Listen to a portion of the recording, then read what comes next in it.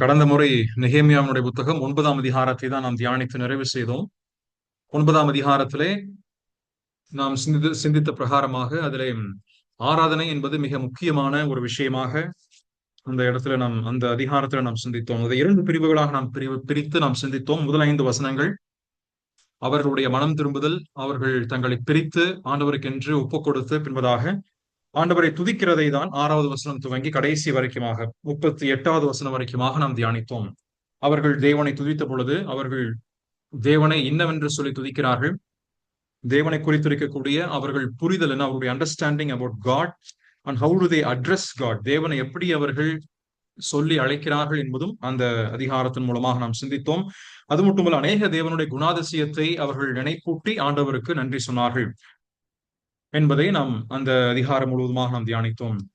அதை தொடர்ந்து நான் கடந்த முறை சொன்னது பொழுது 9ஆம் அதிகாரத்தினுடைய 38வது வசனம், சாப்டர் 9 and verse 38, அதில் நீங்கள் வாசிக்கும் பொழுது இது எல்லாம் சொல்லி முடித்த பின்பதாக தேவனை ஆராதித்து தேவனை துதித்து முடித்த அந்த நேரத்திலே அதனுடைய கடைசி வரும்பொழுது அதனுடைய இறுதியில் அவர்கள் எல்லாம் பேசி முடித்து ஒரு உறுதிப்பாட்டை அவர்கள் மேற்கொள்கிறார்கள் அல்லது ஒரு உறுதிமொழியை மேற்கொள்கிறார்கள். They have come to take an oath or a covenant before God. தேவனுக்கு முன்பதாக ஒரு உறுதிமொழியை அல்லது ஒரு உடன்படிக்கையை அவர்கள் மேற்கொள்கிறார்கள்.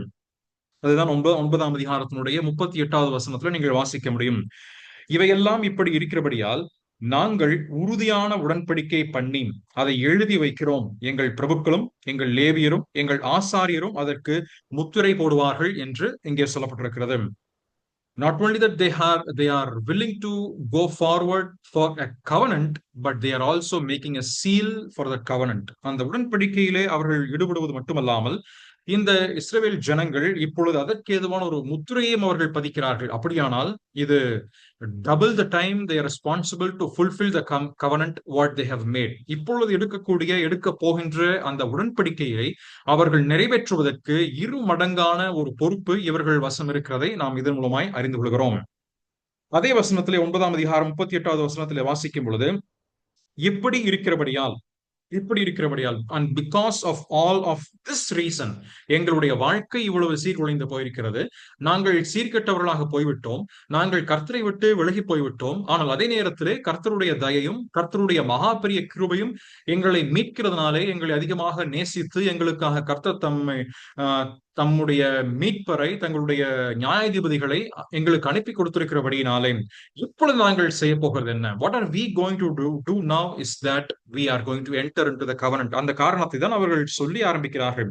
அது மட்டுமல்ல, அவர்கள் சொல்லும் பொழுது அதுல ஈடுபடக்கூடிய நபர்கள் யாராக இருக்க போகிறார்கள் என்பதும் இங்கே சொல்லப்படுகிறது.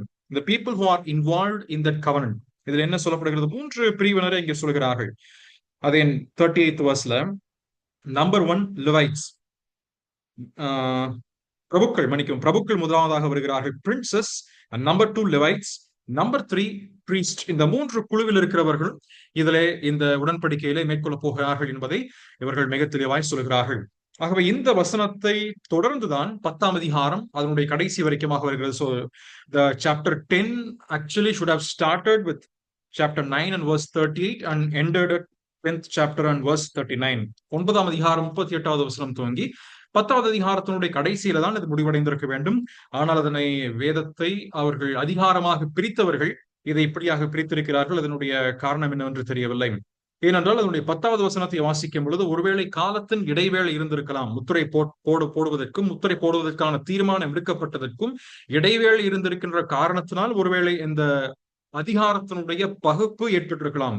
The division could be that there could be some time or some period in between chapter 9 and chapter 10. We do not know how many days, எத்தனை நாட்கள் என்று நமக்கு தெரியாது. ஒருவேளை அதனாலே அவர்கள் அதிகாரத்தை இப்படி அந்த குறிப்பிட்ட சாப்டரை இப்படி டிவைட் பண்ணினாங்களா என்பது நமக்கு தெரியவில்லை. ஆனால் எப்படி ஆயினும் கர்த்தருடைய ஆவியானவர் தம்முடைய தாசர்களை பயன்படுத்தி சரியான விதத்திலே அந்த அதிகாரங்களையும் அவர் வகுத்து வைத்திருக்கிறார் என்பதை குறிப்பிட்டு நானும் விசுவாசிக்கின்றேன். ஆகவே இந்த நாளிலே நாம் 10ஆம் அதிகாரத்தை நாம் தியானிக்க போகிறோம். Chapter 10, which is one of the important chapters in the whole of the scripture. ஏன் இந்த அதிகாரத்தை வேத முழுவதுமாக முக்கியமான அதிகாரம் என்று அதிகாரங்களில் ஒன்று என்று நான் சொல்கிறேன் என்றால், இந்த அதிகாரமானது உடன்படிக்கையை ஆண்டவரோட கூட மேற்கொள்ளக்கூடிய அதிகாரமாக இருக்கிறது. தேவனுக்கும் மனுஷனுக்கும் ஏற்பட போகின்ற ஒரு உடன்படிக்கையாக அது இருக்க போகின்றது. அநேக இடங்களிலே நீங்கள் இப்படிப்பட்ட உடன்படிக்கையை வாசிக்க போவதில்லை. பழைய ஏற்பாட்டிலே நீங்கள் இதற்கு முன்பதாக ஆண்டவர் மக்களோட கூட செய்த உடன்படிக்கை நீங்கள் வாசித்திருப்பீர்கள். ஒருவேளை அதனை அறிந்தும் இருப்பீர்கள். 7 உடன்படிக்கைகள். There are about 7 covenants which God had made with man. அதனை பொதுவாக வேத பண்டிதர்கள் சொல்லும் பொழுது ஆடமிக் கவனன்ட், நோவாய் கவனன்ட், மோசே கவனன்ட், டேவிட் கவனன்ட் என்பதெல்லாம் அவர்கள் பகுத்து அதனை சொல்வது வழக்கமாக இருக்கிறது. ஒருவேளை நீங்கள் கேள்விப்பட்டிருப்பீர்கள். அதை ஆதாமோடு செய்த உடன்படிக்கை, நோவாவோடு செய்த உடன்படிக்கை, மோசையின் உடன்படிக்கை, பின்பதாக ஆபிரகாமின் உடன்படிக்கை, தாவீதின் உடன்படிக்கை என்றெல்லாம் அதனை பகுத்து பிரித்து அதனுடைய அர்த்தத்தை விளக்கி சொல்வதை நீங்கள் படித்திருப்பீர்கள். ஆனால் இங்கே வாசிக்கக்கூடிய இந்த அதிகாரம் 10வது அதிகாரத்தை மனுஷர்கள் தேவனோடு உடன்படிக்கை செய்கிறார்கள். அங்க இருக்கக்கூடிய பிள்ளைகள், இஸ்ரவேல் ஜனங்கள் தேவனோடு உடன்படிக்கை செய்கிறார்கள். இது போல இருக்கக்கூடிய அதிகாரங்கள் இதற்கு முன்பதாக வாசித்தீர்கள் என்று சொன்னால் இரண்டு இடங்கள் மட்டும்தான் அங்கே சொல்லப்பட்டிருக்கிறது. Only there are 2 instances where it is recorded in the whole of scripture where people entered into a covenant with God, particularly in the Old Testament. பழைய ஏற்பாட்டில் வாசித்தீர்கள் 2 இடங்கள் மட்டுமே சொல்லப்பட்டிருக்கிறது. ஒன்று, எசேக்கியாவினுடைய ராஜாவின் நாட்களில் நீங்கள் வாசிக்கும் பொழுது 2 நாளாகவும் 29ஆம் அதிகாரத்தினுடைய 10வது வசனத்திலே நீங்கள் வாசிப்பீர்களானால் அந்த வசனத்திலே தெளிவாய் சொல்லப்படுவது, எசேக்கியாவின் நாட்களிலே இப்பேற்பட்ட உடன்படிக்கை நாங்கள் கர்த்தரை பின்பற்றுவோம், கர்த்தருடைய பிரமாணங்களை நாங்கள் அதனை பின்பற்றுவோம் என்றும் அவர்கள் உடன்படிக்கையை மேற்கொண்டார்கள். அதே போல 34ஆம் அதிகாரம் 2 Chronicles chapter 34 நீங்க வாசிக்கும் பொழுது யோசியாவினுடைய நாட்களிலும் கூட இது போன்ற ஒரு உடன்படிக்கையை ஜனங்கள் மேற்கொண்டிருக்கிறார்கள். யோசியா தன்னுடைய வாழ்நாள் காலத்திலே கர்த்தருக்கு பிரியமாக ஜீவித்து அதன் பின்பதாக அநேக சீர்திருத்தங்களை தன் தேசத்தின் மத்தியிலே அவர் செய்கிறார். After making many of the reforms in the land, the people are entering into a covenant from verse 29 to 32 of chapter 34. 34ஆம் அதிகாரத்தினுடைய 29வது வசனம் துவங்கி 32 வரைக்கும் நீங்கள் வாசிக்கும் பொழுது அங்கே ஒரு உடன்படிக்கைக்குள்ளாக யோசியாவின் நாட்களிலே ஜனங்கள் செல்கிறார்கள். அதுவும் அங்கே சொல்லப்படுகிறது.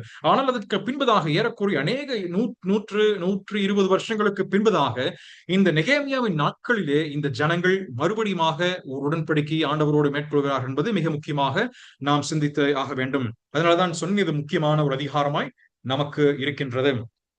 இந்த 10ஆம் அதிகாரத்தை நாம் இப்பொழுது தியானிக்கும் பொழுது இது நான் சற்று 4 பிரிவுகளாக நான் பிரித்து சிந்திக்க வேண்டும் என்று விரும்புகிறேன். I would like to divide this chapter 10 into 4 divisions. 4 பிரிவுகளாக நான் தியானிக்க வேண்டும் என்று விரும்புகிறேன். அதிலே முதல் 27 வசனங்கள் from verse 1 down to verse 22, it talks about the covenant signatories. அதாவது இந்த உடன்படிக்கைக்கு யாரெல்லாம் கையொப்பம் இட்டிருக்கிறார்கள் என்பதை குறிப்பிட்டு அங்க 27 வசனங்கள் சொல்லப்படுகிறது. பின்பதாக 28 29வது வசனங்கள் verse 28 and verse 29ல நீங்கள் வாசிக்கும் பொழுது covenant participants, இந்த உடன்படிக்கையில யாரெல்லாம் பங்காளிகளாக இருக்கிறார்கள், கையொப்பமிட்டவர்கள் இருக்கிறார்கள். ஆனால் அதே நேரத்துல இதுல யாரெல்லாம் இதில் ஈடுபட்டு இருக்கிறார்கள், the people who have been involved in this particular covenant, அது யார் என்று சொல்லி 28 29வது வசனத்துல நாம் வாசிக்க முடியும். போல நீங்கள் 30வது வசனம் துவங்கி 39 வரைக்கும் நீங்கள் வாசிக்கும் பொழுது from verse 30 to 39, which is a long portion, அங்கே வாசிக்கும் பொழுது the covenant stipulations, எப்பேற்பட்ட உடன்படிக்கைக்கு தங்களை ஜனங்கள் ஈடுபடுத்திக் கொண்டார்கள் அல்லது இந்த உடன்படிக்கையில என்னவெல்லாம் இருக்கின்றது. இந்த உடன்படிக்கையின் புத்தகத்தை நாம் திறந்து பார்க்கும் பொழுது when we open the of this covenant, what all can we see in the covenant, அந்த உடன்படிக்கையிலே நாம் எதையெல்லாம் பார்க்க முடியும், எதற்கு நேராக ஜனங்கள் தங்களுடைய வாழ்க்கையை அர்ப்பணித்திருக்கிறார்கள் என்பதை குறிப்பிட்டு நீங்கள் 30 முதல் கொண்டு 39 வரைக்குமாக நீங்கள் வாசிக்க முடியும். கடைசியாக 4வது பகுதியாக 39வது வசனத்தினுடைய 2ஆம் பகுதி verse 39 and second part of it, அது 4th division ஆக வருகின்றது. அதுல கவனன்ட்னுடைய கன்க்ளூஷன், இந்த உடன்படிக்கையை அவர்கள் எப்படி நிறைவு செய்கிறார்கள், அங்கே ஒரு உறுதிமொழி எடுத்துக் கொள்ளப்படுகிறது. அந்த உறுதிமொழி என்ன என்பதை குறிப்பிட்டும் நாம் அங்கே வாசிக்க முடியும். ஆகவே இந்த 4 பிரிவுகளுக்காக நாம் இந்த அதிகாரத்தை தியானிக்க இருக்கின்றோம். தேவன் தாமே நம்முடைய கூட இந்த நாளிலும் பேசுவாராக.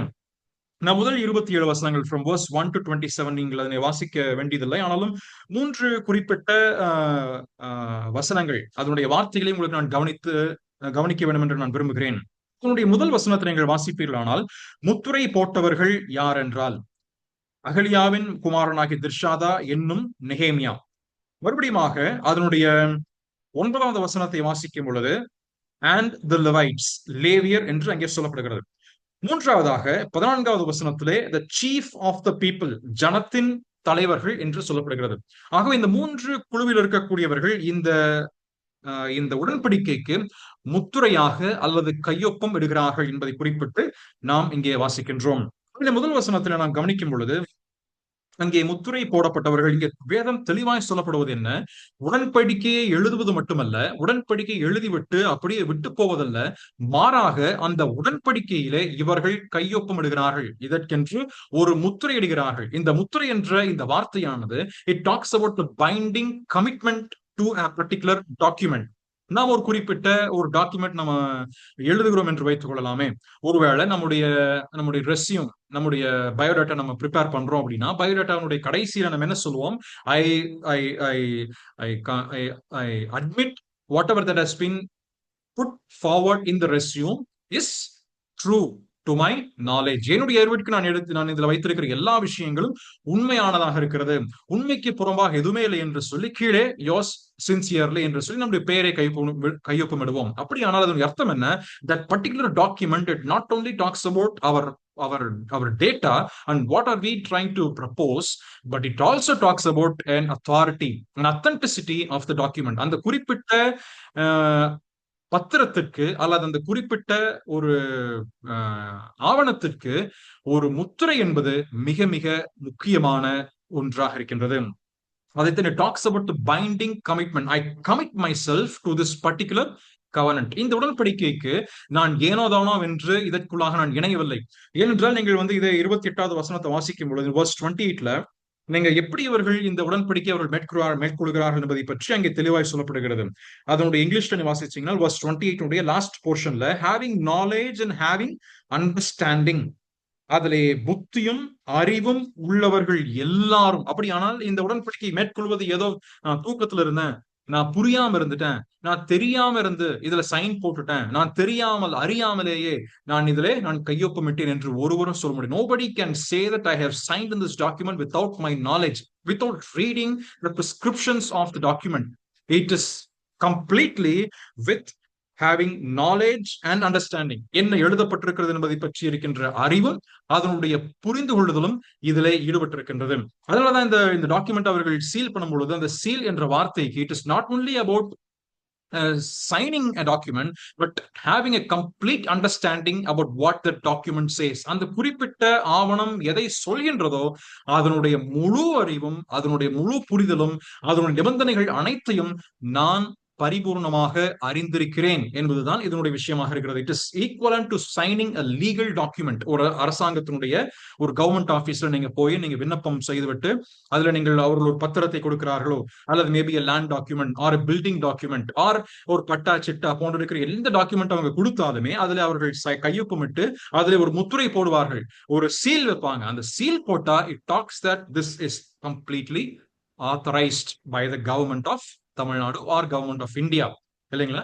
அது போல இருக்கக்கூடிய ஒன்றுதான் இந்த சீல் என்ற வார்த்தைக்கு பயன்படுத்தப்பட்டிருக்கக்கூடிய. It is equivalent to signing a legal document. அப்போ இங்க இந்த ஜனங்கள் மேற்கொள்ள வேண்டும் என்று விரும்பக்கூடிய விஷயம் புரிதல் மட்டுமல்ல, அறிவு மட்டுமல்ல, அதே நேரத்தில் தேவனோடு கூட ஒரு சட்ட ரீதியாக நியாயப்பிரமாணத்திற்கு தங்கள் கழுத்தை, தங்களுடைய வாழ்க்கையை, தங்களுடைய ஜீவன் அனைத்தையுமே நாங்கள் ஒப்புக் கொடுக்கிறோம் என்பதை அவர்கள் பரிபூர்ணமாக இங்கே ஒப்புக் கொடுக்கிறார்கள் என்பது நாம் தெளிவாய் அறிந்து கொள்ள வேண்டும். அது மட்டும் அதனோடு கூட சேர்ந்த முதல் வசனத்துல நம்ம வேற என்ன வாசிக்கின்றோம்? அங்கே சொல்லப்படுவது இந்த ஆரம்பிக்கின்ற பொழுது 9:38 3 பிரிவினரை நான் சொன்னேன் அல்லவா? பிரபுக்கள், லேவியர், ஆசாரியர். இங்கே முதலாவது இதனை யார் ஆரம்பிக்கிறார்கள்? who is the first person to start with the seal? யார் இந்த முத்திரையை போடுவதிலே முதலாவதாக நிற்கிறார்கள்? அகலியாவின் குமாரனாகிய திர்ஷாதா என்னும் நெகேமியா. இதனை வாசிக்கும் பொழுது ஏன் இந்த 9 அதிகாரங்கள் கழிந்து இந்த நெகேமியாவினுடைய தகப்பனுடைய பெயர் சொல்லப்படுகிறது? Almost 9 chapters later. நீங்க ஃபர்ஸ்ட் சாப்டர் வாசிச்சீங்கன்னா, நெகேமியா சாப்டர் 1ல வாசிச்சீங்கன்னா அதுல என்ன சொல்லப்படுகிறது? வேர்ட்ஸ் ஆஃப் நெகேமியா த சன் ஆஃப் அகாலியா, அகலியாவின் குமாரனாகிய நெகேமியாவின் நடவடிகள். இங்கே 1ஆம் அதிகாரம் முதல் வசனத்திலே சொல்லிவிட்ட பின்பதாக 9 அதிகாரங்கள் கழிந்து 10வது அதிகாரத்தினுடைய முதல் வசனத்திலே வரும்பொழுது அவனுடைய தகப்பனுடைய பெயர் சொல்லப்படுகிறது. ஏன் அது சொல்லப்படுகிறது என்று நான் சிந்தித்த பொழுது ஒருவேளை அதனுடைய காரணம், இங்கே நெகேமியா ஒரு தலைவனாக இருக்கிறார். தலைவனாக இருந்து கர்த்தருடைய ஆறுதல் அல்லது கர்த்தர் தேற்றுவார் என்ற அர்த்தம் பெற்றிருக்கக்கூடிய இந்த நெகேமியா இந்த உடன்படிக்கைக்குள்ளாக அவன் ஈடுபடும் பொழுது அவர் ஒரு விளையாட்டாக ஈடுபடவில்லை. ஏனென்றால் அவருடைய தகப்பனுடைய பெயரும் சொல்லப்பட்டிருக்கிறது. அப்படியானால் அவருடைய தகப்பன் எந்த வகையிலே தன்னை அவர் வளர்த்தி இருக்கிறார் என்பதும் இதன் மூலமாய் நாம் காண்கிறோம். அது மட்டுமல்ல, அதனுடைய கூட சேர்ந்து திர்ஷாதா என்ற பெயரும் சொல்லப்பட்டிருக்கிறது. திர்ஷாதா என்றால் கவர்னர், அங்கே பிரின்ஸ் அல்லது கவர்னர் என்று அர்த்தம் பெறுகிறது. ஆகவே இந்த நெகேமியா ஒரு தலைவனாக இருந்த போதும் கூட மற்றவர்களை அநேக இடங்களில் பார்க்கும் பொழுது மற்றவர்களை அவர் முன்னிறுத்துகிறார். புகழ் என்று வரும்பொழுது மற்றவரை முன்னிறுத்துகிறார். ஆனால் உடன்படிக்கை என்று வரும் பட்சத்திலே, தன் கழுத்தை கொடுக்க வேண்டும் என்று வரும் பட்சத்திலே, அல்லது சில பொறுப்புகளை ஏற்க வேண்டும் என்று வரும் பட்சத்திலே அவர் முன்னின்று அவர் முதலாவதாக இடத்தை அவர் நிற்கிறதை நாம் இங்கே காண்கிறோம். அது நமக்கு ஒரு பாடத்தை கற்றுத்தருகிறது. ஏனென்றால் இந்த தலைவர்களுடைய மத்தியிலே முதலாவதாக நெகேமியாவின் பெயர் தான் வருகின்றது. அதற்கு பின்பதாகத்தான் நீங்கள் லேவியரையும் அதனுடைய ஜனங்களுடைய தலைவரையும் நீங்கள் பார்க்க முடியும். ஆகவே நெகேமியாவை எப்பொழுதுமே நீங்கள் பார்க்கும் பொழுது is a very very good leader, very responsible leader over his people. தன்னுடைய ஜனத்திற்கு மேலே ஒரு பொறுப்பை வகிக்கக்கூடிய மிகவும் உத்தரவாதம் உள்ள ஒரு நபராக அவர் காணப்படுகிறார் என்பதை இதன் மூலமாய் நாம் காண்கிறோம். பின்பதாக நீங்கள் வாசிக்கும் பொழுது இந்த 21 பெயர்கள் from verse first verse கடைசி பகுதி சிதேக்கியாவிலிருந்து நீங்கள் 8வது வசனம் வரைக்குமாக நீங்கள் வாசிக்கும் பொழுது அங்கே சொல்லப்படக்கூடிய நபர்களிலே நீங்கள் பெயர்கள் 21 ஆசாரியர்களுடைய பெயர்கள் அங்கே சொல்லப்படுகிறது. 21 priest. ஏனென்றால் 8வது வசனம் கடைசியில these were the priest என்று அங்கே சொல்லப்படுகிறது. இந்த ஆசாரியர்களுடைய பெயர்கள் 21 ஆசாரியர்கள் இங்கே சொல்லப்படுகிறார்கள். இந்த ஆர்டரை நம்ம வாசிக்கும் பொழுதும் கொஞ்சம் அது நமக்கு ஆச்சரியத்தை ஏற்படுத்துகிறது. நான் அதனை பின்பதாக நான் உங்களுக்கு நம்முடைய புதிய ஏற்பாட்டிற்கு இதை நான் சற்று ஒப்பிட்டு நான் சொல்ல வேண்டும் என்றும் விரும்புகிறேன். 21 ஆசாரியர்கள் இங்கே சொல்லப்படுகிறார்கள். It talks about the spiritual leadership in repentance and renewal after the Nehemiah's commitment. நெகேமியா இந்த குறிப்பிட்ட உடன்படிக்கையை அவர் மேற்கொண்ட பின்பதாக அங்கிருக்கக்கூடிய ஆவிக்குரிய நிலைமையில இருப்பவர்கள் யார்? ஆவிக்குரிய நிலைமையிலே அந்த குறிப்பிட்ட இஸ்ரவேல் ஜனங்களை வழிநடத்தக்கூடியவர்கள் யார்? ஆசாரியர்கள். ஆசாரியர்கள் தேவனிடமிருந்து தேவனுக்கும் மனுஷனுக்கும் ஒரு மத்தியஸ்தம் செய்யக்கூடிய நிலைமையிலே இந்த ஆசாரியர்கள் இருக்கிறார்கள். அவர்கள் அங்கே வந்த அந்த உடன்படிக்கைக்கு கையொப்பமிடுகிறார்கள். 3வது குழுவில் வரக்கூடிய ஜனங்களை நீங்கள் பார்க்கும் பொழுது 9 முதல் 13 வரைக்குமாக verse 9 to 13 நீங்க வாசிச்சீங்கன்னா இப்பொழுது லேவியர்கள் வருகிறார்கள். இந்த லேவியர்கள் யார்? நமக்கு நன்றாய் தெரிந்த பிரகாரமாக அங்கே ஆசாரிய ஊழியத்திலே இருக்கக்கூடிய நபர்களுக்கு தேவாலயத்தினுடைய பணிகளிலே உதவி செய்யக்கூடியவர்கள் தான் இந்த ஆசாரியர்கள். These are the people who are the servants and who are helping the priest in the temple or the tabernacle. ஆசரிப்பு கூடாரமாக இருந்தாலும் சரி அல்லது தேவனுடைய ஆலயமாக இருந்தாலும் சரி, இந்த லேவியர்கள் அங்க இருக்கக்கூடிய ஆசாரியர்களுக்கு ஒரு ஊழியம் செய்யக்கூடிய ஒரு பணிவிடை செய்யக்கூடிய நபர்களாக அவர்கள் விளங்குகிறார்கள். அது மட்டுமல்ல, இந்த ஆசாரியர்கள் மற்றும் இந்த லேவியரை குறிப்பிட்டு நீங்கள் வாசிக்கும் பொழுது நீங்கள் 8ஆம் அதிகாரத்தில் நான் அதனை சொல்லியிருந்தேன், உங்களுக்கு ஞாபகம் இருக்கும் என்று நம்புகிறேன். 8ஆம் அதிகாரத்திலே நீண்ட ஒரு பட்டியல், a long list of priests as well as the Levites has been mentioned in chapter 8. அங்கே நீங்கள் வேதத்தை வாசிக்கிறார்கள். ஒரு பிரசங்கம் நடைபெறுகின்றது. அங்கே ஜனக்கூட்டம் சேர்ந்திருக்கிறார்கள். அப்பொழுது எஸ்ராவை அழைத்து அங்கே அவர்கள் பிரசங்கம் செய்ய வைக்கிறார்கள். வேதத்தை அவர்கள் படிக்க வைக்கிறார்கள். 6 மணி நேரம் வேதம் வாசிக்கப்படுகிறது. ஆனால் அந்த 6 மணி நேரம் வாசித்த தேவனுடைய நியாயப்பிரமாணத்தை விளக்கி சொல்பவர்கள் யார்? Who are the people who are explaining the commandments to the people of what it means? How to imply that into their life? தங்களுடைய வாழ்க்கையில இந்த குறிப்பிட்ட பிரமாணங்களை எப்படி பின்பற்ற வேண்டும், அதனுடைய அர்த்தம் என்ன, அதனுடைய ஆழம் என்ன, அதனுடைய உள் அர்த்தங்கள் என்ன, அதை நம்முடைய வாழ்க்கையில் எப்படி நடைமுறைப்படுத்துவது என்பதை யார் போதித்தார்கள்? இங்கே சொல்லப்படக்கூடிய இந்த ஆசாரியரும் அதே போல இந்த லேவியரும் அதற்கு உதவியாக இருந்திருக்கிறார்கள். நீங்கள் 8ஆம் அதிகாரத்தில் நீங்கள் வாசிக்கும் பொழுது நீங்கள் அதனை தெளிவாக பார்க்க முடியும். அதனுடைய 8ஆம் அதிகாரத்தினுடைய 6வது வசனமும் 7வது வசனம் எல்லாம் நீங்கள் வாசிக்கும் பொழுது யெசுவா, பானி, செரபியா, யாமீன், அக்கூப், சபதாயி, ஓதியா போன்றவர்கள் எல்லாம் அங்கே சொல்லப்படுகிறது அல்லவா? இவர்கள் எல்லாரும் லேவியரும் நியாயப்பிரமாணத்தை என்பவர்கள் லேவியர்கள். அப்ப லேவியரும் சேர்ந்து என்ன பண்றாங்கன்னா they are also explaining the scriptures. வேதத்தை அவர்கள் மற்றவருக்கு போதிக்கக்கூடியவர்களாக இங்கே ஆவிக்குரிய நிலைமையிலே ஈடுபட்டிருக்கிறவர்கள் தான் இந்த லேவியர்கள். இந்த லேவியர்கள் 3வது குழுவிலே வந்து அவர்களும் தங்களுடைய கழுத்தை இதற்கென்று ஒப்பு கொடுத்திருக்கிறார்கள். இந்த லேவியர்களை குறித்து நாம் பல இடங்களிலே நாம் என்னாகமத்தின் புத்தகத்திலே வாசிக்கும் பொழுது இவர்கள் லேவியர்கள் எப்பொழுதுமே ஆசாரியர்களுக்கு ஊழியம் செய்ய வேண்டும் என்று சொல்லி தங்களை முழுவதுமாக அர்ப்பணித்தவர்கள். நீங்கள் நெகேமியா 8ஆம் அதிகாரம் 7, 8 வாசிக்கும் பொழுது அதை குறிப்பிட்டு நாம் பார்த்தோம். ஆகவே இந்த மூன்று குழுவில் வரக்கூடிய ஜனங்கள், இதை நீங்கள் பார்க்கும் பொழுது ஆஹ் தலைவர் முதலாவதாக இருக்கிறார், இரண்டாவதாக பிரீஸ்ட் வருகிறார், மூன்றாவதாக அங்க இருக்கக்கூடிய லேவியர்கள் வருகிறார்கள். நான்காவது வரக்கூடிய குழுவை பார்க்கும் பொழுது fourth group of people are in verse 14 down to verse 27. 14வது வசனம் துவங்கி 27வது வசனம் வரைக்குமாக நீங்கள் வாசிக்கும் பொழுது the chief of the people, almost 44 civic leaders, அங்க இருக்கக்கூடிய உள்ளாட்சி, அங்க இருக்கக்கூடிய ஜனங்கள் மத்தியிலே ஆளக்கூடிய தலைவர்களான சிறு சிறு தலைவர்களாக 44 பேர், அவருடைய பெயர்கள் இங்கே சொல்லப்பட்டிருக்கிறது. அவருடைய பெயரெல்லாம் நீங்கள் வாசித்து பாருங்கள். பின்பதாக உங்களுக்கு பேரெல்லாம் கொஞ்சம் வாசிக்கிறது கஷ்டமா தான் இருக்கும். ஆனாலும் முயற்சி பண்ணி அதனை வாசித்து பாருங்கள். நமக்கு வேதத்தின் மேல் இருக்கக்கூடிய ஒரு பழக்கம் நமக்கு ஏற்படும். Almost 44 civic leaders has been mentioned there. இவர்கள் அங்க இருக்கக்கூடிய குடும்பத்தினுடைய தலைவர்களாக, அங்க இருக்கக்கூடிய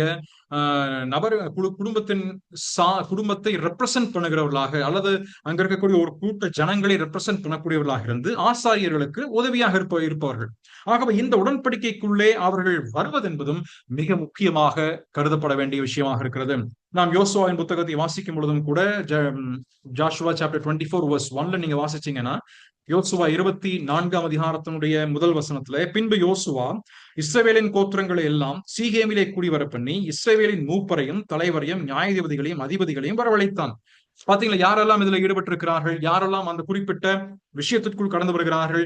யோசுவாவின் நாட்களிலும் கூட இது போல நடைபெறுகின்றது. 24:15 நீங்கள் வாசிக்கும் பொழுது, கர்த்தரை சேவிக்கிறது உங்கள் பார்வைக்கு ஆகாததாய் கண்டால் பின்ன யாரை நீங்கள் சேவிப்பீர் என்று கேட்டார். அப்பொழுது இவர்கள் எல்லாரும் பதில் சொல்கிறார்கள். அப்படியானால் நீங்க இந்த குறிப்பிட்ட இந்த சிவிக் லீடர்ஸ், அங்க இருக்கக்கூடிய அதிபதிகளை குறிப்பிட்டு நாம் பார்க்கும் பொழுதும் கூட இவர்கள் இதுல ஈடுபட வேண்டும். ஏன் இவர்கள் ஈடுபட வேண்டும்?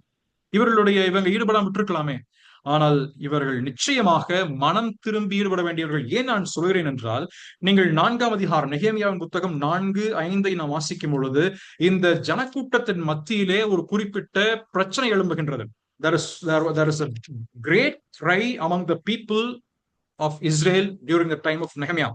Chapter 4, chapter 5 நீங்க வாசிக்கும் பொழுது எதிர்ப்புகள் வெளியே இருந்து வருகிறது. அது ஒரு புறம் இருந்தாலும் இந்த ஜனங்களுக்குள்ளாகவே இருந்து இவர்களையே, இஸ்ரவேல் ஜனங்களையே அடிமைப்படுத்தக்கூடிய, இஸ்ரவேல் ஜனங்களையே நொறுக்கக்கூடிய, அல்லது அதிகமாக அவர்கள் கழுத்தை நெருக்கக்கூடிய நிலைமையிலே, அப்ரஸ் பண்ணக்கூடிய நிலைமையிலே இந்த ஜனங்கள் இருந்திருக்கிறார்கள். யார் அவர்கள்? இந்த 44 சிவிக் லீடர்ஸ் ஆக இருந்திருக்கலாம் என்றும் சொல்லப்படுகிறது. நான் அதைத்தான் நம்புகிறேன். ஏனென்றால் இவர்கள் தான் அந்த ஜனத்தின் மேலே சின்ன சின்ன அதிபதிகளாக, சிறிய குழுக்களுக்கு தலைவராக நியமிக்கப்பட்டவர்கள். ஆனால் இவர்கள் என்ன செய்தார்கள்? இந்த ஜனத்திற்கு கடன் நின்று வரும் பட்சத்திலே அவருடைய கழுத்தை நெரித்து, அவருடைய அதிகமாக வட்டி வாங்குவதும், அவர்களுடைய ஆடு மாடுகளை கொள்ளையிடுவதும், அவர்கள் நிலங்களை அபகரிப்பதும், அதே போல இருக்கக்கூடிய அவர்களுடைய ஆண் பிள்ளைகள் மற்றும் மிக முக்கியமாக பெண் பிள்ளைகளையும் அடிமைப்படுத்துகிறதை நாம் அந்த அதிகாரத்தில் சிந்தித்தோம். அது நிமித்தமாக இவர்கள் மனம் திரும்பின பின்பு இந்த 44 civic leader, chief of the people, அவருடைய ஜனத்தினுடைய தலைவரும் இதுல ஈடுபட்டு அவர்கள் வர வேண்டியதாக இருப்பது மிக முக்கியமாக நாம் வாசிக்க வேண்டும். அதனோட கூட சேர்ந்து நீங்கள் 10வது வசனம், இந்த லிஸ்ட் நீங்க ஆரம்பிக்கும் பொழுது வருஷத்துல நீங்க வாசிச்சீங்கன்னா, அண்ட் their brethren, அந்த சகோதரரும் சீஃப் ஆஃப் த பீப்புள். அப்போ வசனம் சொல்லும் பொழுது மிக தெளிவாக எழுதப்பட்டிருக்கிறது. ஒரு கம்ப்ளீட் பார்ட்டிசிபேஷனை வந்துட்டு இந்த 27 வேர்சஸ்ல நீங்க வாசிக்க முடியும். இந்த 4 பிரிவில் இருக்கின்றவர்களும் ஒரு சேர அந்த உடன்படிக்கையிலே ஈடுபடுகிறார்கள். இதனுடைய பிரதிபலிப்பு தான், இதனுடைய ரிஃப்ளெக்ஷன் தான் நீங்க verse 28 ஃபர்ஸ்ட் பார்ட்ல அந்த ரெஸ்ட் ஆஃப் த பீப்புள் என்று வாசிக்கின்றோம்.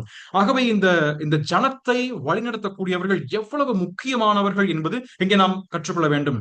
அதைத்தான் நம்மளுடைய புதிய ஏற்பாட்டுக்கு நாம் ஒப்பிட்டு இதனை சிந்திக்கும் பொழுது, ஜனத்தினுடைய தலைவர்கள், the leaders of the people of God or the leaders of the church, அவர்கள் யார்?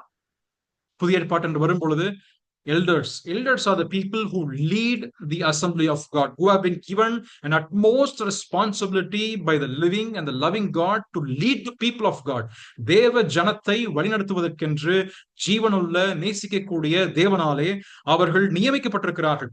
They have been appointed by God. அந்த மூப்பர்கள் அவர்கள் எப்படி செய்ய வேண்டும்? அவர்கள் they should be the first person to give themselves and theirs to the covenant of God. தேவனுடைய உடன்படிக்கைக்கு, தேவனுடைய பிரமாணங்களுக்கு, தேவனுடைய கட்டளைகளுக்கு, சட்டத்திட்டங்களுக்கு அவர்கள் தங்களை முதலாவதாக ஒப்புக் கொடுக்க வேண்டும். ஏனென்றால் இது முன்மாதிரியாக கருதப்படுகிறது. நெகேமியா அதனை செய்தார், அதன் விளைவாக மற்ற ஜனங்கள் செய்கிறார்கள். நெகேமியாவுக்கு பின்பதாக ஆசாரியர்கள் செய்கிறார்கள், ஆசாரியருக்கு பின்பதாக லேவியர்கள், லேவியருக்கு பின்பதாக அங்க இருக்கக்கூடிய உதவி செய்யக்கூடிய தலைவர்கள் செய்கிறார்கள், மற்ற ஜனங்கள் செய்கிறார்கள். இது it always flows from one person to another person to the other group and other group. ஆகவே முதலாவதாக தேவனுடைய சபை என்று வரும் பட்சத்திலே அங்கே மூப்பர்கள் மிக முக்கியமாய் இதனை கருத்தில் கவனித்திருக்க வேண்டும். இரண்டாவதாக நீங்கள் வாசிக்கும் பொழுது ஆசாரியர்கள். அதே புதிய ஏற்பாட்டில் நான் வரும் பொழுது எல்லாரும் ஆசாரியர்கள் தான், all of them are priests, but who are the people who are responsible for spiritually leading the group? அங்க இருக்கக்கூடிய மந்தையை யார் ஆவிக்குரிய விதத்திலே மூப்பர்கள் நடத்த வேண்டும் இல்லை என்று சொல்லவில்லை. ஆனால் அதனோட கூட சேர்ந்து, மூப்பர்களோட கூட இணைந்து, அதாவது அங்க இருக்கின்ற கவர்னராக இருக்கின்ற நெகேமியாவோட கூட சேர்ந்து இணைந்து செல்லக்கூடிய ஆசாரியர்கள் இருக்கிறார்கள். ஆசாரிய ஊழியம் செய்கிறார்கள். ஜனங்களுக்கும் தேவனுக்குமாக இருக்கின்ற விஷயத்தை அவர்கள் மத்தியஸ்தம் செய்கிறார்கள். அப்பொழுது புதிய ஏற்பாடு என்று வரும் பட்சத்தில் யார் அதனை சொல்ல முடியும்? ஊழியர்கள் மிக முக்கியமாக இதன் பங்காக இருக்கிறார்கள். The people who are the ministers of God, ministers of the word of God are responsible to take in this covenant. இந்த உடன்படிக்கையில பங்கு பெறுவது அங்க இருக்கக்கூடிய ஊழியர்கள் அதிலே இணைந்திருக்க வேண்டும். மூன்றாவதாக வரும்பொழுது லேவியர்களை குறிப்பிட்டு சொன்னேன். அதில் ஆசாரியர்களும் லேவியர்களும் நாங்கள் ஒரு சேர நீங்கள் வாசித்தீர்கள் என்று சொன்னால் ஜனங்களுக்கு பணிவிடை செய்பவர்கள், அதாவது ஆவிக்குரிய விதத்திலே ஜனங்களுக்கு அவர்கள் போதிப்பவர்கள். The people who are preaching and teaching have to enter into this kind of a covenant for the people of God. தேவனுடைய ஜனத்திற்கு முன்பதாக இப்பேற்பட்ட உடன்படிக்கையில் ஈடுபடுவது அங்க இருக்கக்கூடிய வேதத்தை போதிப்பவர்களும் வேதத்தை கற்றுத்தருபவர்களுக்கும் அதே போல் ஊழியர்களுக்கும் இது மிக முக்கியமாக இருக்கின்றது. அதுதான் அது மூன்றாவதாக வரக்கூடியவர்கள். நான்காவதாக வரக்கூடியவர்கள் chief of the people, the civic leaders என்று சொன்னேன் அல்லவா. இவர்கள் யார்? இவர்களை புதிய ஏற்பாட்டில் நான் அதனை ஒப்பிட்டு சொல்ல வேண்டுமானால் they are the deacons in the church of God. இவர்கள் தேவனுடைய சபைக்கு பணிவிடை செய்யக்கூடியவர்கள். they are just the table waiters. அப்போஸ்தலனாகிய பவுல் சொல்லும் பொழுது 1 கொரிந்தியர் 4ஆம் அதிகாரத்திலே அவர் சொல்லும் பொழுது தன்னையும் மற்ற இருக்கக்கூடிய எல்லா அப்போஸ்தலரையும் சேர்த்து அவர்கள் we are just the table waiters for the people of God to serve and not to be served. மற்றவர்களுக்கு பணிவிடை செய்யவே நாங்கள் இருக்கிறோம். அந்த நிலைமையிலே தான் இங்கே உதவிக்காரரும் இங்கே குறிப்பிட்டு சொல்லப்படுகிறார்கள். நாம தெரிந்தவனமாக அப்போஸ்தலர் நடவடிக்கைகள் 6ஆம் அதிகாரம் 1 வசனத்தில் உதவிக்காரர் ஏற்படுத்தப்படுகிறார்கள். அவருடைய குணாதிசயங்கள் என்ன, அவருடைய கேரக்டர்ஸ் எப்படி இருக்கணும், அது எப்படி செலக்ட் பண்ணப்படுகிறது என்பதெல்லாம் அங்கே சொல்லப்படுகிறது. ஆகவே இந்த 44 பீப்புளையும், இந்த 44 சிவிக் லீடர்ஸ் பார்க்கும்பொழுது they just need to serve the people of God. They just need to help the people of God to follow the covenants of God. தேவனுடைய உடன்படிக்கையை பின்பற்றுவதற்கு அங்க இருக்கக்கூடிய தலைவரோடும் ஆவிக்குரிய நிலைமையிலே ஜனத்திற்கு போதித்து வழிநடத்தக்கூடிய ஆசாரியரும் லேவியரோடு கூட சேர்ந்து இந்த சீஃப் ஆஃப் த பீப்புள் அவர்கள் இணைந்து கரம் கோர்த்து செயல்பட வேண்டும். அப்படி செயல்படும் பொழுது மற்ற ஜனங்கள் the rest of the people 28:1 வாசிக்கும் பொழுது the rest of the people will automatically follow these people. தானாகவே இந்த மற்ற ஜனங்கள், மற்ற இருக்கிற எல்லா கூட்டமும் சேர்ந்து நீங்க கவுண்ட் நீங்க படிச்சு பார்த்தீங்க எத்தனை பேர் இருக்கிறார்கள்? How many people are there from verse 21 to 27? 1 முதல் 27 வரைக்குமாக 44 leaders plus 21 priests. அதுக்கு முன்பதாக வரக்கூடிய லேவியர்கள் இதெல்லாம் சேர்த்து நீங்க வாசிச்சீங்கன்னா ஆல்மோஸ்ட் ஒரு 80 தான் வரும். 70 people அவ்வளவுதான் இருப்பாங்க. 70 பேர் அந்த அளவு தான் கணக்குல இருப்பாங்க, இன்க்ளூடிங் நெகேமியாவை நீங்க சேர்த்து படிச்சீங்கன்னா. ஆனா எத்தனை பேர் அவங்க வழிநடத்த போறாங்க? How many lakhs of people are they going to lead? எத்தனை பேர் இவங்க வழிநடத்த போறாங்க? முழு இஸ்ரவேலுக்கும் தேவன் அந்த 70க்கு மேற்பட்டவர்களை அமைத்திருக்கிறார். பிரியமானவர்களே, தேவனுடைய ஜனத்திலே, தேவனுடைய சபையிலே தேவன் நம்மை ஒரு பொறுப்பில வைத்திருப்பார் என்று சொன்னால் அது ஏதோ ஒரு விளையாட்டாகவோ அல்லது ஒரு வீணான ஒரு சாதாரண செயலோ, ஒரு அற்பமான செயலோ அல்ல. ஒரு பாடல் எடுப்பதாக இருந்தாலும் அல்லது ஒரு சாதாரணமாக இருக்கக்கூடிய அந்த டேபிள் இருக்குங்களா, giving out the table, the participating in the table is one aspect. ஆனா அதே நேரத்திலே அங்க இருக்கக்கூடிய பாத்திரத்தையும் அங்க இருக்கக்கூடிய அப்பத்தையும் எடுத்து பரிமாறி கொடுக்கக்கூடிய வேலையை செய்யக்கூடியவர்களாக இருந்தாலும் சரி, அதுவும் மிக முக்கியமானது. அல்லது ஒரு குறிப்பிட்ட சபையில உதவிக்காரராக இருந்து இல்ல ஒரு பொறுப்பு நம்ம எடுத்திருக்கோம், நம்ம சபையை நம்ம சுத்தம் செய்வதோ அல்லது சபையில் இருக்கின்றவற்றை நாம் பொறுப்பாக எடுத்து செய்வதோ, இது எதுவாக இருந்தாலுமே even the smallest aspect of it is very much important. அதுவும் மிக முக்கியமாக கர்த்தர் கணக்கிடுவார் என்பது நாம் கவனத்தில் வைத்திருக்க வேண்டும். இதான முதல் 27 வசனத்திலே நாம் தியானிக்கின்றோம். அடுத்ததாக வரக்கூடியது 28வது வசனம் துவங்கி நாம் 28 29வது வசனத்தை நாம் தியானிப்போமாக. அதனுடைய பங்கை நான் முதலாவதாக சொன்ன பொழுது த கவனன்ட் பார்ட்டிசிபென்ட்ஸ், இந்த உடன்படிக்கையில யாரெல்லாம் இணைந்திருக்கிறார்கள். 28வது வசனத்திலே ஜனங்களில் மற்றவர்களாகிய ஆசாரியரும் லேவியரும் வாசல் காவலாளரும் பாடகரும் நிதிநீரும் தேசங்களில் ஜனங்களை விட்டு பிரிந்து தேவனுடைய நியாயப்பிரமாணத்திற்கு திரும்பின அனைவரும், அவர்கள் மனைவிகளும் அவர்கள் குமாரரும் அவர்கள் குமாரத்திகளும் அறிவும் புத்தியும் உள்ளவர்கள் எல்லாரும், அதே போல தங்களுக்கு பெரியவர்களாகிய தங்கள் சகோதரரோட கூடிக்கொண்டு தேவனுடைய தாசனாகிய மோசையை கொண்டு கொடுக்கப்பட்ட தேவனுடைய நியாயப்பிரமாணத்தின்படி நடந்து கொள்வோம் என்றும், எங்கள் ஆண்டவனாகிய கர்த்தரின் கற்பனைகளுக்கெல்லாம் நீதி நியாயங்களுக்கெல்லாம் கட்டளைகளையும் எல்லாம் நாங்கள் கை கொண்டு அவைகளின்படி செய்வோம் என்றும் அவர்கள் தீர்மானித்தார்கள். 28 29 வாசிக்கும் பொழுது ஒரு குறிப்பிட்ட ஒரு long list of people or rest of the பீப்புளோட கூட சேர்ந்து ஒரு லிஸ்ட் நமக்கு அங்க கொடுக்கப்படுகிறது. நீங்க வாசிக்கலாம். அங்க யாரெல்லாம் வருகிறார்கள், யாருடைய பெயர்கள் எல்லாம் அங்கே சொல்லப்படுகிறது நீங்கள் வாசித்தீர்களானால் அதுல அதனுடைய 28வது வசனமானது பிரீஸ்ட் இருக்கிறாங்க, Levites, gatekeepers, singers, temple servants. இந்த 5 குழுவில் இருக்கக்கூடியவர்கள் இங்க சொல்லப்படுற ரெஸ்ட் ஆஃப் த பீப்புள். இவங்க எல்லாருமே ரெஸ்ட் ஆஃப் த பீப்புள். அங்க வரக்கூடிய மற்ற ஆசாரியர்கள், லேவியர்கள், கேட் கீப்பர்ஸ், சிங்கர்ஸ், இவங்க எல்லாமே அதுல ஈடுபடணுமா? Are they important in this கவர்னன்ட்?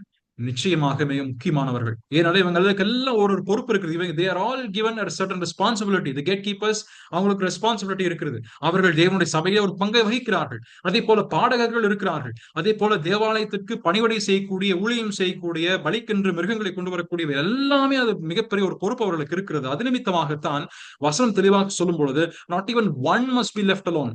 அந்த நபர்கள் மட்டுமல்ல, அவர்களோடு கூட சேர்ந்து யாரெல்லாம் அதில் இருக்கிறார்கள், அவருடைய மனைவிகள், அவருடைய குமாரர்கள், குமாரத்திகள், அதனுடைய கூட சேர்ந்து whoever is able to understand, இது எப்படி எடுக்கிறேன் என்று சொன்னால், maybe the little ones in the family who are able to understand and who are able to grasp the things what is happening in the house of God. தேவனுடைய வீட்டிலே அல்லது தேவனுடைய சபையிலே, தேவனுடைய கூடுகையிலே, இஸ்ரவேல் ஜனத்தின் மத்தியிலே எதுவெல்லாம் நடைபெறுகின்றதோ அதை புரிந்து கொள்ளக்கூடிய வயதில் உட்பட்டிருக்கின்ற அனைவருமே இதுல என்ன இருக்கிறார்கள், இதுல ஈடுபட்டிருக்கிறார்கள். All of them has been involved in this matter. அதனாலதான் இந்த குறிப்பிட்ட உடன்படிக்கை என்பது மிக முக்கியமாக நாம் நினைக்க வேண்டும். அதனோடு கூட சேர்ந்து நீங்கள் இதே வசனத்துல இந்த 28 29 வாசிக்கும் பொழுது இவர் என்ன சொல்லுகிறார்கள், இவர்கள் முதலாவதாக அந்த உடன்படிக்கைக்கு போறதற்கு என்ன முன்பதாக என்ன செய்கிறார்கள், மற்ற தேசங்களின் ஜனங்களை விட்டு பிரிந்து there are taking few of the steps before entering into the covenant. இந்த உடன்படிக்கையை அவர்கள் செய்வதற்கு முன்பதாக ஒரு சில படிகளை அவர்கள் மேற்கொள்கிறார்கள். என்ன செய்கிறார்கள், they separate themselves. முதலாவதாக ஒரு பிரித்தெடுக்கப்பட்ட ஒரு அனுபவத்திற்குள் வருகிறார்கள். they cannot enter into a covenant unless and until they separate themselves. அவர்கள் உடன்படிக்கைக்குள்ளே போவதற்கு முன்பதாக they need to separate. ஒரு குறிப்பிட்ட ஒரு பிரித்தெடுக்கப்பட்ட அனுபவம் காணப்பட வேண்டும். பிரித்தெடுக்கப்படாவிட்டால் அந்த உடன்படிக்கைக்கு அர்த்தமே இல்லை. அந்த உடன்படிக்கைக்கு அர்த்தமே இல்லை. அந்த உடன்படிக்கையினுடைய மேன்மையே அந்த பிரித்தெடுக்கப்பட்ட அனுபவம் இல்லாவிட்டால் அது குறைந்து போய்விடும். நீங்க உபாகமத்தினுடைய 29ஆம் அதிகாரம் 10 முதல் 15 வரைக்குமாக நீங்கள் வாசிக்கும் பொழுதும் கூட மோசையினுடைய நாட்களிலே உடன்படிக்கை அவர்கள் மேற்கொள்கிறார்கள். மோசை நாட்களே கவர்னன்ட் ரினியூவல் அந்த மோசஸ் நீங்க வாசிச்சீங்கன்னா அங்க இருக்கிற ஜனங்களும் கூட from verse 10 to 15 நீங்க அந்த முழு வேத பகுதி இருக்கின்றது. அங்கேயும் இவர்கள் உடன்படிக்கையை செய்கிறார்கள். verse 10 to 15, 29 verse 10 to 15ல அதனுடைய 15வது வசனத்துடைய கடைசியில நீங்க வாசிச்சீங்கன்னா there is a separation. சமூகத்தில், கர்த்தருடைய சமூகத்தில் நிற்கிறவர்களோடையும் இன்று இங்கே நம்மோட இராதவர்களோடும் கூட அதை பண்ணுகிறேன். அப்போ 2 டிஃபரெண்ட் குரூப் நீங்க பாக்குறீங்களா? do you see the 2 different group of people when they enter into a covenant?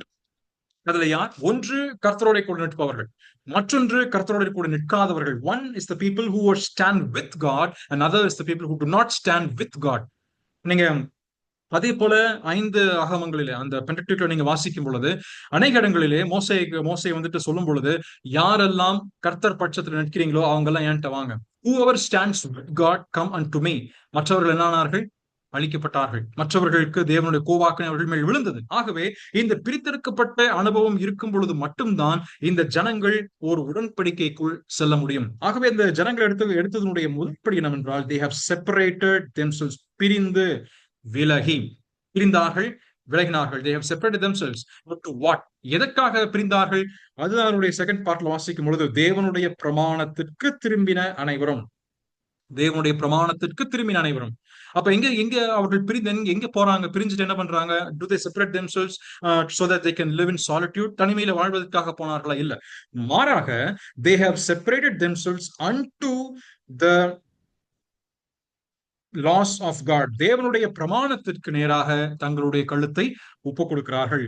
அந்த பிரமாணத்திற்கு நேராக தங்களுடைய வாழ்க்கையை ஒப்பு கொடுக்கிறார்கள். நாங்கள் பிரிந்து இந்த பிரமாணங்களை நாங்கள் நிறைவேற்றுவோம், இதற்கு கீழ்ப்படிவோம் என்று அவர்கள் சொல்லுகிறார்கள்.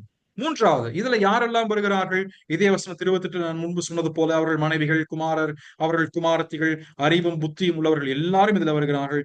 அவர் தங்களுக்கு பெரியவர்களாகி தங்கள் சகோதரருடைய கூடிக்கொண்டு, இவர் எல்லாரும் அதில் வருகிறார்கள், கூடிக்கொண்டு வந்தார்கள். இந்த குழுவில் இருக்கக்கூடிய ஜனங்கள் இதுல யாரெல்லாம் இணைந்திருக்கிறார்கள் என்றும் இங்கே சொல்லப்படுகிறது. ஆனால் மிக முக்கியமாக இந்த உடன்படிக்கை என்று வரும் பொழுது இந்த அவர்கள் செய்யக்கூடிய ஜனங்கள் எதன் அடிப்படையிலே செய்கிறார்கள்? First we have seen about who are the people, from where they have come out, and to what they have joined themselves, and third is the people who are involved in it, and fourth is what is the basis. எதன் அடிப்படையில் இதனை செய்தார்கள்?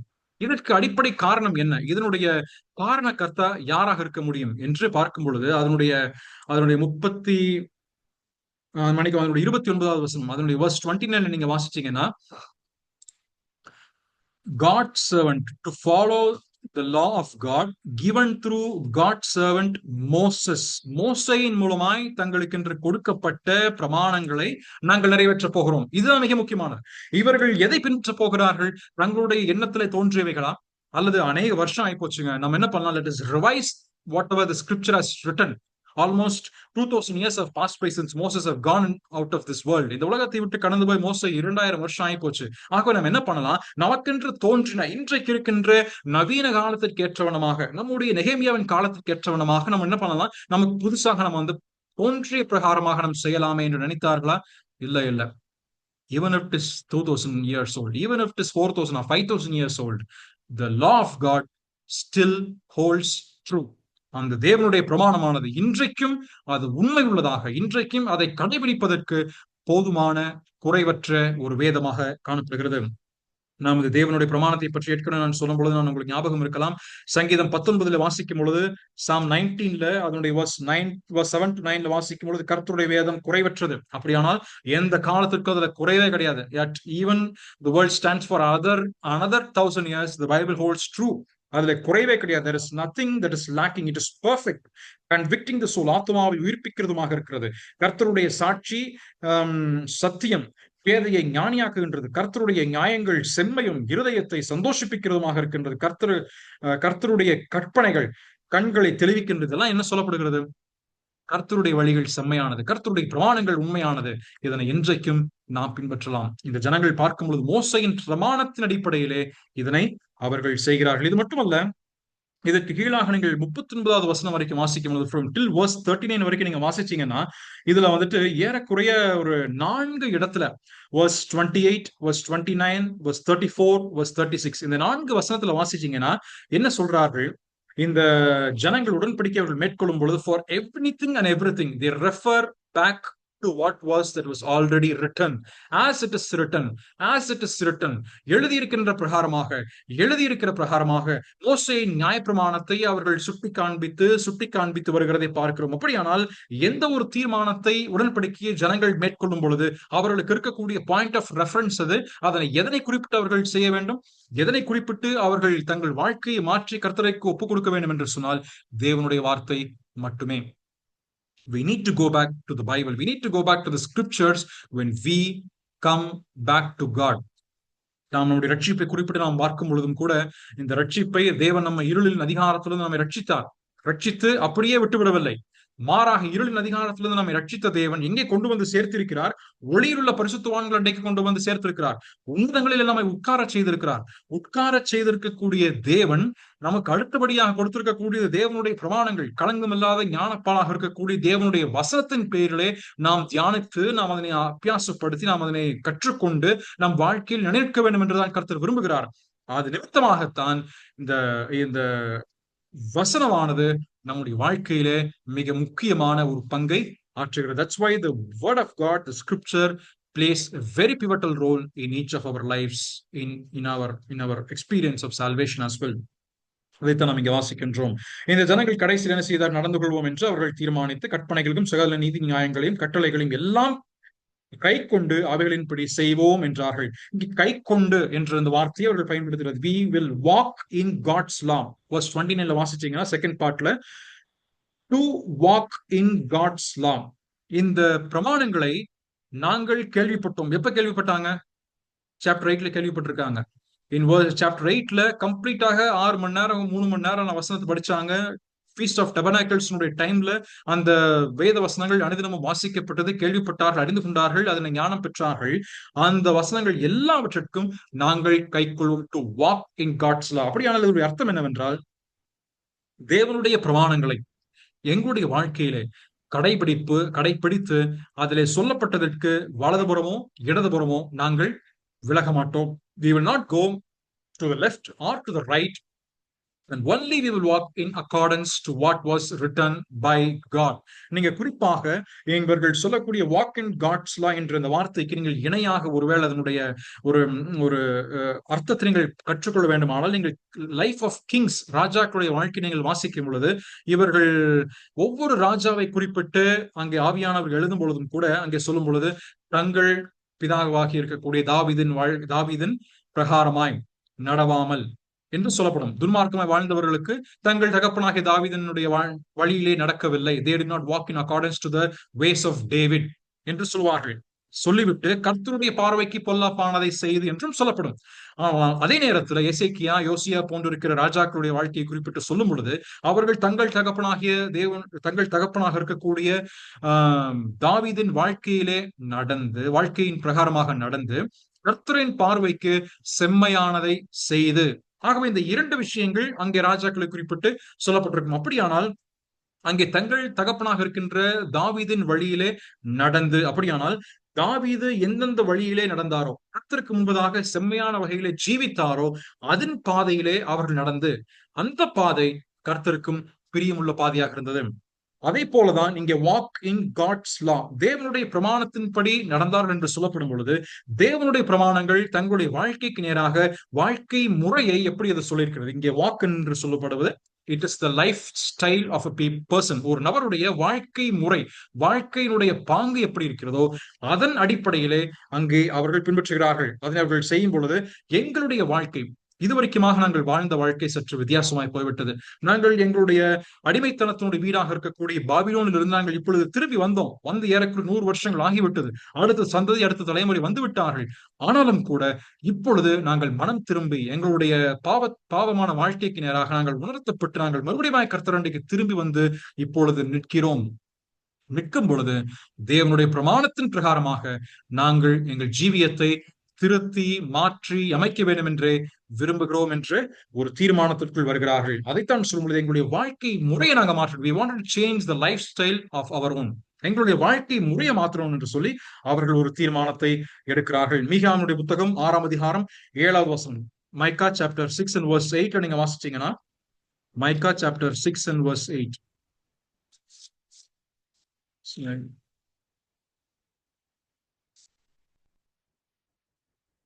மீகா 6ஆம் அதிகாரம் 8வது வசனம். மனுஷனே, நன்மை இன்னதென்று அவர் உனக்கு அறிவித்திருக்கிறார். நியாயம் செய்து இரக்கத்தை சிநேகித்து உன் தேவனுக்கு முன்பாக மனத்தாழ்மையாய் நடப்பதை அல்லாமல் வேற எண்ணத்தை கேட்கிறார். அப்படியான நீங்க சொல்லும் பொழுது, நடப்பது என்று இங்க வார்த்தையும் மனத்தாழ்மை, நடப்பதை அல்லாமல் தேவன் என்னத்தை எதிர்பார்க்கிறார்? உனக்கு கர்த்தர் என்ன கற்றுக் கொடுத்திருக்கிறார்? வேதத்தினுடைய அறிவை கற்றுக் கொடுத்திருக்கிறார். அவர் உனக்கு நன்மை தீமை என்னவென்று சொல்லி கற்றுத் தந்து விட்டார். நியாயம் செய்து இரக்கத்தை சிநேகித்து கர்த்தருக்கு முன்பாக நீ எப்படி நடக்கணும்? நீ உத்தமமாய் நடந்து கொள்ள வேண்டும், செம்மையாய் நடந்து கொள்ள வேண்டும். இதைத்தான் கர்த்தர் எதிர்பார்க்கிறார்.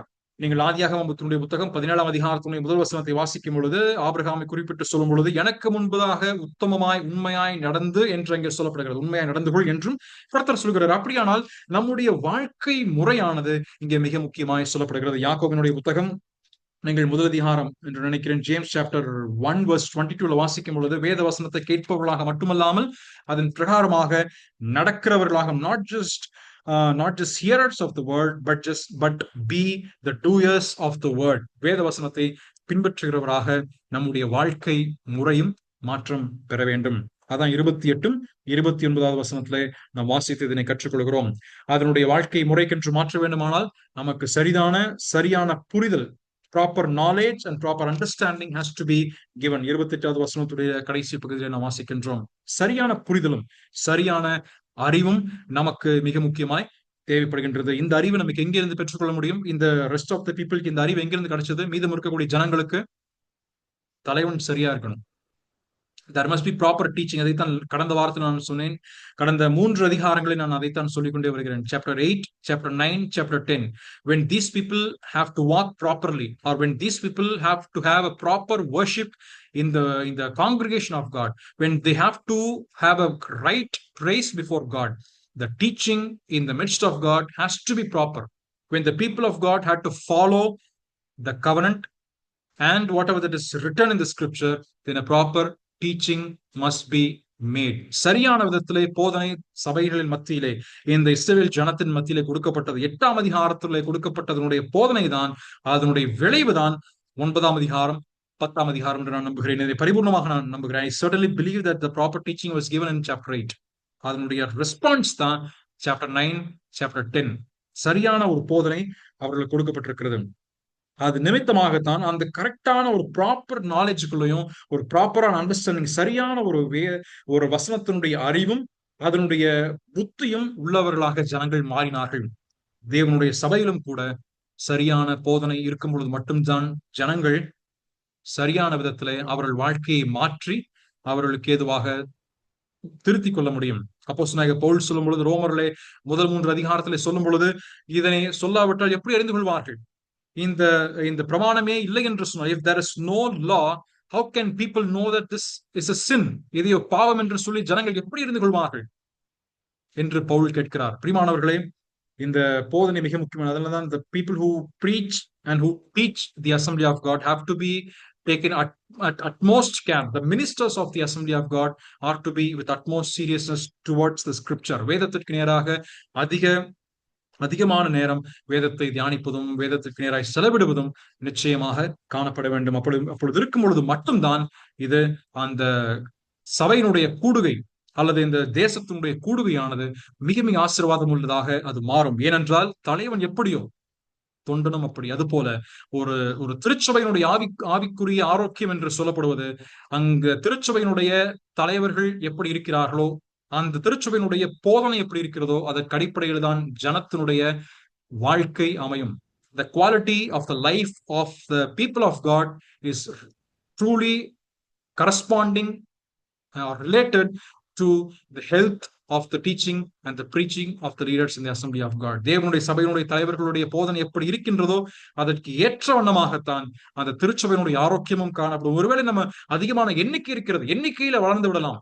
We could grow in numbers in the church of God. We could grow from 100 to 200, 200 to 500.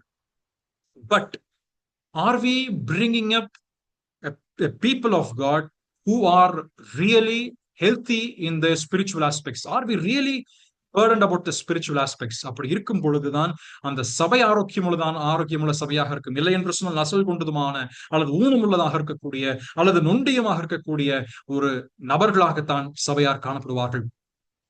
பிரியமானவர்கள், அதனை மிகவும் கவனமாக இந்த 28 29 வசனத்தின் அடிப்படையிலும் முந்தைய அதிகாரத்தின் அடிப்படையிலும் நான் இதனை சொல்ல வேண்டும் என்று விரும்புகிறேன். சரியான போதனையும் சரியான வேத அறிவும் சொல்லப்படும் பொழுது ஜனங்களுடைய வாழ்க்கை நிச்சயமாக மாற்றப்படும்.